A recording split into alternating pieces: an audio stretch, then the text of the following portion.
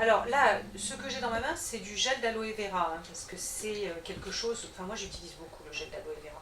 En particulier pour les soins quotidiens, moi je fais volontiers les oreilles au gel d'aloe vera. Pas forcément quand il y a un problème, hein, mais pour les soins, pour faire propre.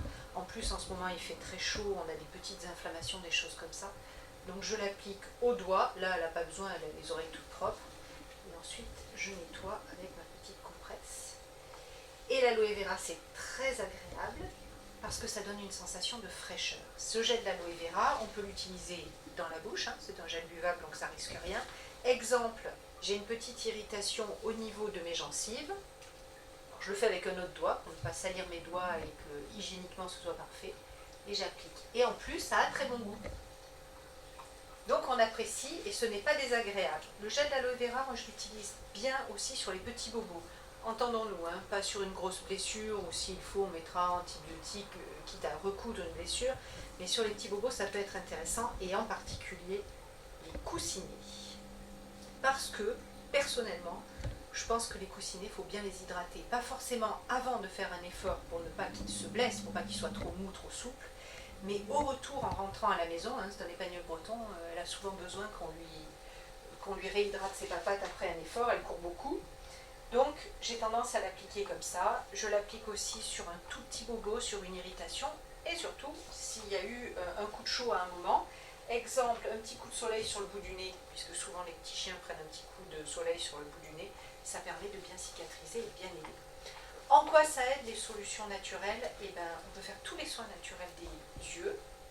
Il faut évidemment quelque chose de très propre au niveau hygiénique, donc plutôt des hydrolats, hein, des eaux de fleurs, hydrolats de camomille ou de bleuet. Pour les oreilles, personnellement j'aime le gel d'aloe vera. On a maintenant des mélanges tout faits.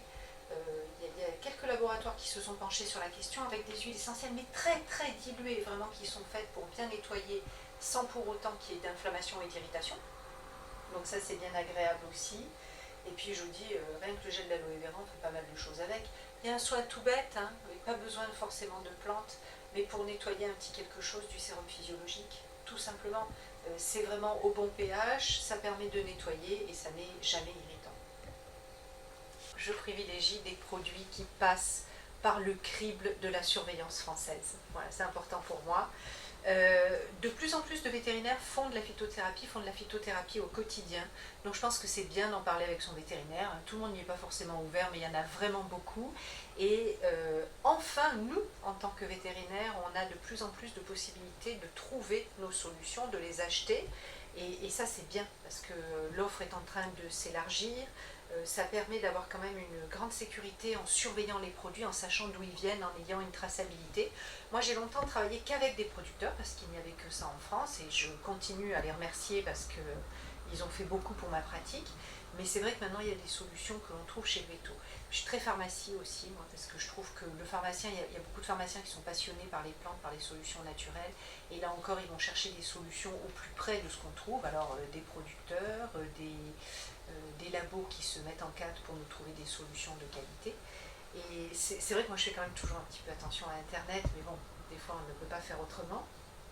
Et puis voilà, il y a des herboristeries aussi en France, hein, on peut trouver, parce que chez le chien, là j'ai parlé de produits qui peuvent être tout faits ou des produits qu'on trouve prêts à l'emploi, mais on peut faire ses tisanes, hein.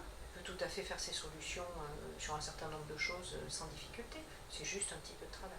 Ce qu'il y a de bien chez le chien, c'est que comme il suffit de lui mélanger avec des choses un petit peu agréables à manger, on peut tout lui faire